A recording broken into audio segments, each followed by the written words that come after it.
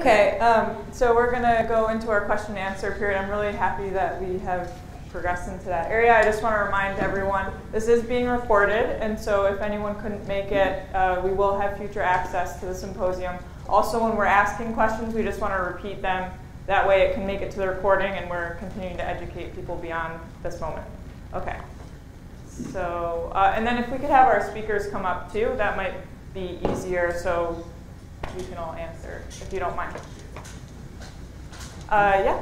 Are you using the tourism sites? We have the Long Island tourism stop over now. Are you using those to spread the message, especially for fire removing? Like if you posted your posters at the rest stops? So the question was, are we using Long Island tourist areas in New York for our outreach? I guess so. Sorry, I don't plan that part. The only real tourist website we use right now is Reserve America for a lot of this information, because that's how state campgrounds, either DEC or state parks are. But we do have a really great Oak-Wilt website that anybody can link to, and you can send anybody there. It's updated all the time. Everything you've seen today, you can probably get off the website. So yeah, send people to our website, link to it, all that you want. We did attempt to do some of our mobile billboards in relationship to some of the touristy stops, but we were unable to move that through this year. Yep. So how many samples did you take on Long Island? How many samples did we take on Long Island this year? Don't know off the top of my head, I'm sorry. Well, there was a figure of 333 spots. So did you sample all of those? So the 300... Right, yeah. So the 377 locations were all visited. We sampled somewhere between 130 and 150. The final number's not in yet. And probably close to 100 of them came from Long Island. So why did you not sample those others? Oh, well, so we send our forest techs out, and a lot of it is really easy to look at. They're yard trees that have been continuously hit by the lawnmower, and they're obviously dying from some disease or something getting in the roots. We see all the craziest things. You know, people add 4 feet of soil, or they take away 4 feet of soil, and they think the tree's going to be fine. So if we can rule it out based on really obvious site things, we do, because of the resources it takes to do the actual diagnostic. So if there's anything on the edge, our motto is, if you're not sure, we can take a sample. So we sample things that you probably see and you go, geez, why did these guys sample it? It's not close. But right, we don't want to go too far that other direction and always rule it out. So we always throw in, if somebody's on the fence, we will take a sample. And the 330 something, that included aerial detection, and so that could have been a horse chestnut that we actually got to in a lot of cases. So. Just one other question. Those sites in Islip that you were going to every week, did you sample those trees? The question is, did we sample trees in the central islip zone that we were visiting weekly? We did. The issue is that we need a live symptomatic branch to sample. And so if we didn't have symptoms or reason that we detected, we did not send a sample because we could not. So you only sampled symptomatic? Yeah, that's the only thing we can submit. There in the back? Of the several trees that you caught in Suffolk County, were all of them Corpus rubra? Sorry, can you repeat the question? Of all the trees that were cut down in Suffolk County that were infected, were they all red oak, Corpus rubra?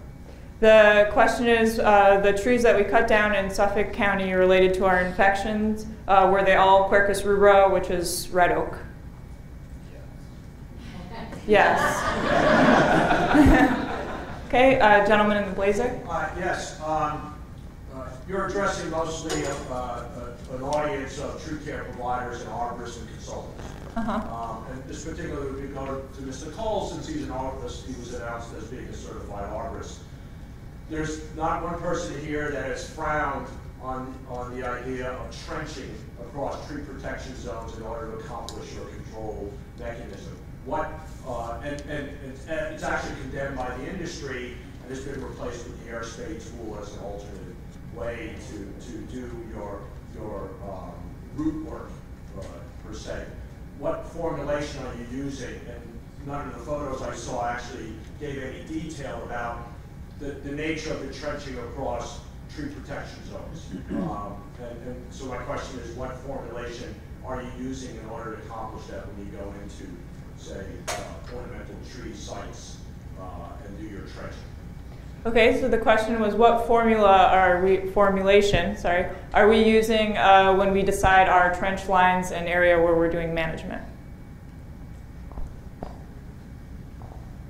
Well, so we've done the trenching at those two sites, the Glenville site, and there the homeowner elected to follow his property line. So there was no...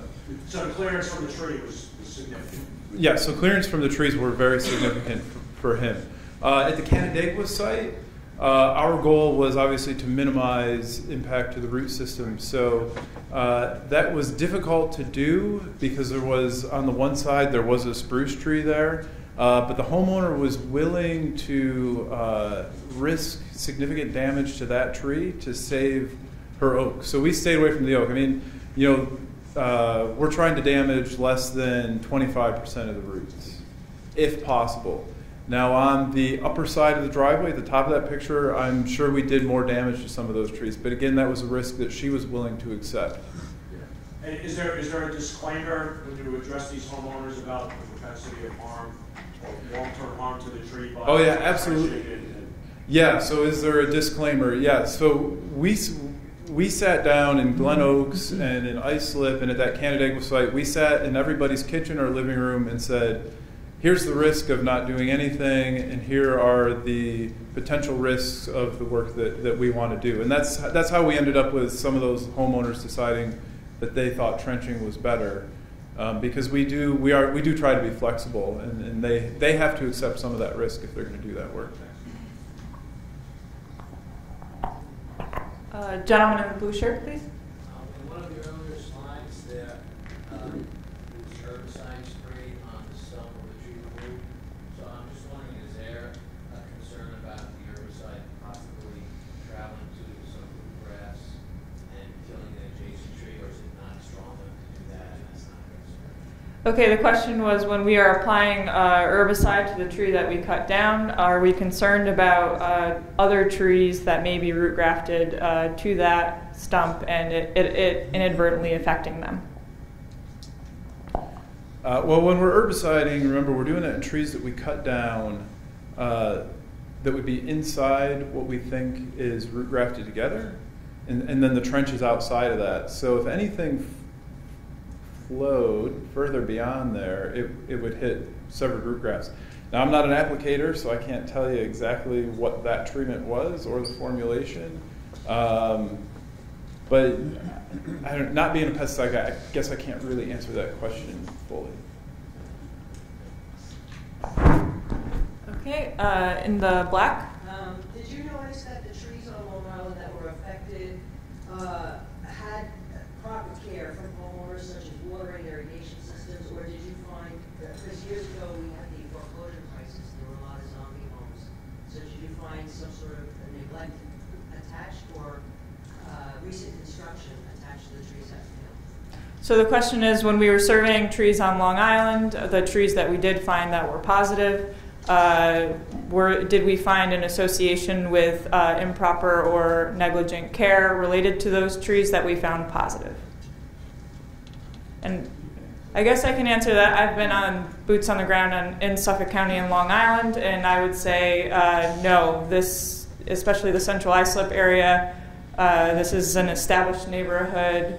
I've talked to the homeowners there. They're taking care of their trees. They're spraying for gypsy moth. Not to me, no, there's not a straight answer. Not everyone was in the same care situation, but people were considering their trees for sure, and definitely not a neglect situation. Yep. Do you anticipate the costs associated with the sampling to increase or decrease with the new sampling protocol machinery that you're purchasing, particularly with respect to the multi So the question is for Karen, I believe, in this new sampling procedure that she's purchasing, does she anticipate increased costs related to that? It is a really big cost, actually, to implement these new technologies, and that's kind of Cornell University's donation to the project. So it's a facilities type of upgrade. So it's a number of agencies grouping together. So we're getting grant money that comes through the Department of Agriculture and Markets and DEC, so for sampling DEC, and then for the project that I outlined through Ag and Markets. And then Cornell's contribution is a lot of the equipment, supplies, and personnel time there. So we have kept our molecular testing fee structure pretty stable over the last 5 to 7 years. And I don't expect it to go up based on newer technology, just the amount of work involved. So if we're doing 2 PCRs versus 1 PCR, that would be the only difference in price as far as I see. Okay, so I believe we're fairly close to the end of the program, so I think probably we have 1, 2, 3, 4 more questions would be okay for time. The striped shirt, please. You're saying not to prune in spring and summer because of the sap-eating beetles. All right, who's looking at who the predator would have been for the sap-eating beetles? Like, is the red-bellied woodpecker now that's eating the what is that, the nasty big bug that smells, the stink bugs, they've taken a taste of that. Are they not eating these beetles?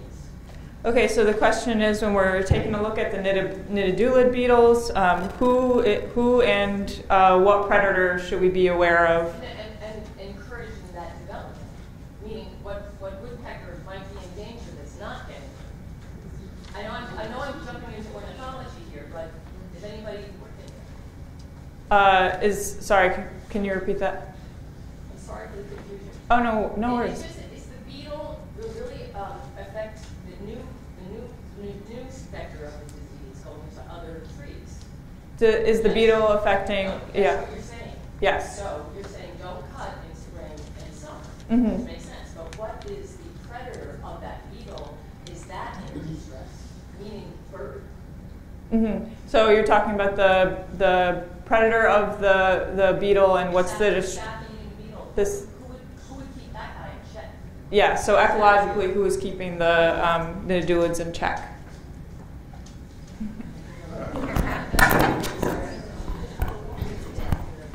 I won the lottery. You know, I hate to tell you, even with all the work we've done on the 2 beetle species, Cooperative truncatus and Carpophilus, we know we It's the biggest insect. Beetles in the biggest area.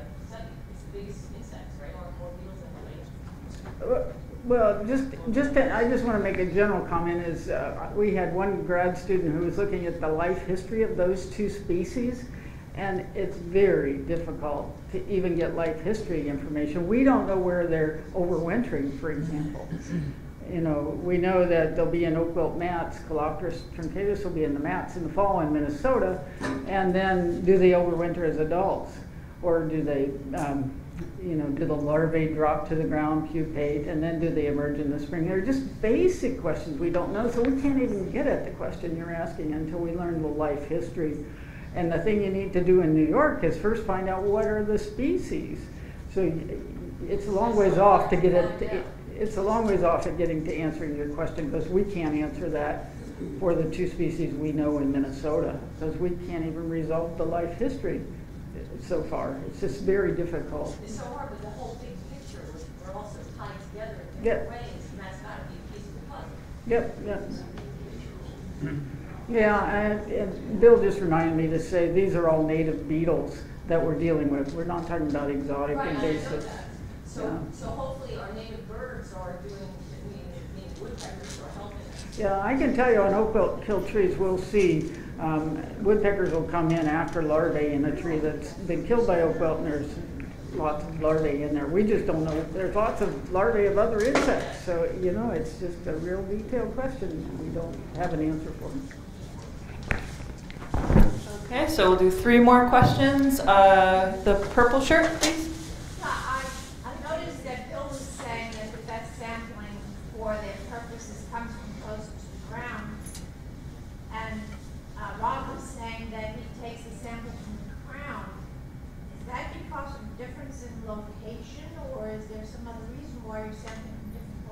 Okay, so the question, a very good question, is Bill McDonald was mentioning that sampling lower is better. However, our department has mentioned that we do branch sampling. So is this a location-specific strategy for us to sample from different areas of the tree? You said Bill, so I thought it was going over there. No, that's fine. Our understanding currently is that these newly symptomatic trees, the best place to find the fungus is going to be up where the symptomatic leaves are. I believe what Bill was kind of getting at was after the fact. So we could have a dead tree, the fungus seems to settle down over time, then we can get those lower samples. He was also talking about live oak in there, which is a totally different beast. But I don't know if he wants to add anything else, but I think that's answers the question. We were sampling a lot of trees that had died of oak wilt, and you need to find reasonably fresh tissue, so it's a pretty place to go to roots. So he's saying we needed to find reasonably fresh tissue, and so he would go to the roots. And I just want to let folks know that we have not been set up for anything other than branch sampling at this point and are still learning of it, and so that has played a role too. And I guess I'll speak for Bill here. It's a matter of timing, and you know we do know. I think you mentioned in your talk, Bill, that above ground it's hard to get the oak wilt fungus out after even months, let alone a year later. But below ground, and it was work done in West Virginia in the 60s, I believe, the fungus survives below ground for years, probably 3 to 5 years in West Virginia. So that's another reason to sample roots if a tree's been dead for a year or more. Dan? If wounding occurs or pruning is done during the high-risk time, or has to be done, are there alternative treatments to the conventional wound dressings, pyrethroids, trichoderma, competitive organisms, something that could outcompete the organism on the wound that is shown to be or known to be effective? Any of those?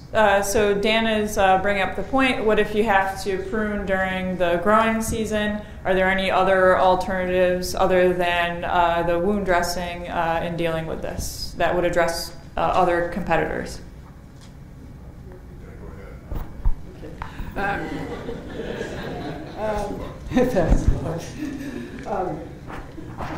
Yes, you know, in Minnesota we just recommend latex paint.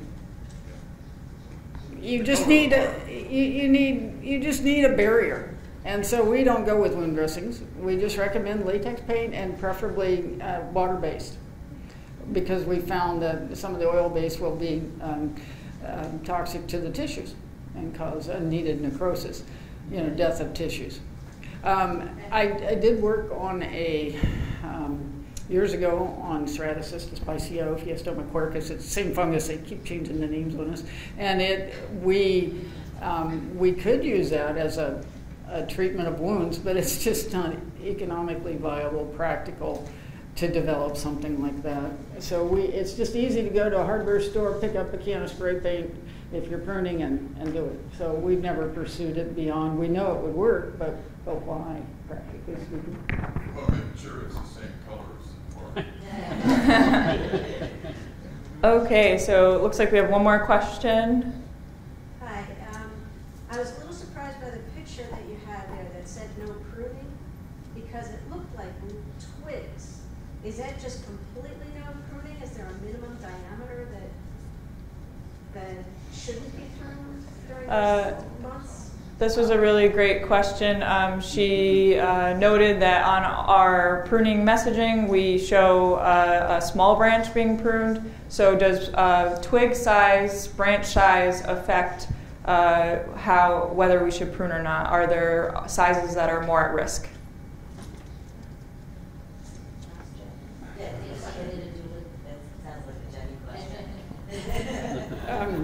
You know, I can't imagine pruning twigs. You know, when I think of twigs, I'm thinking of really small stuff. But any branch, I would say, you know, a ½ inch to an inch and above, you would want to protect. But you know, most serious pruning jobs are not the tiny stuff.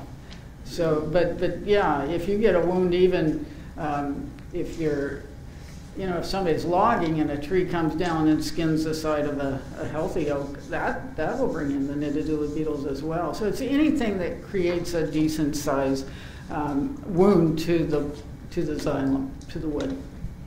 And it could be an inch, or it could be a gaping wound. Does that make sense? So it's really any size branch. I wouldn't do it for twigs. All right, so again, thank you for attending. Remember, you have your evaluation forms. Please fill those out so that we can provide even better symposiums in the future if that's what is needed. Also, thank you so much again to BNL, because we were able to provide this registration for free thanks to BNL hosting for us. Again, this was an effort from Cornell, DEC, Cornell Cooperative Extension, and the Central Pine Barrens Commission. So thank you so much.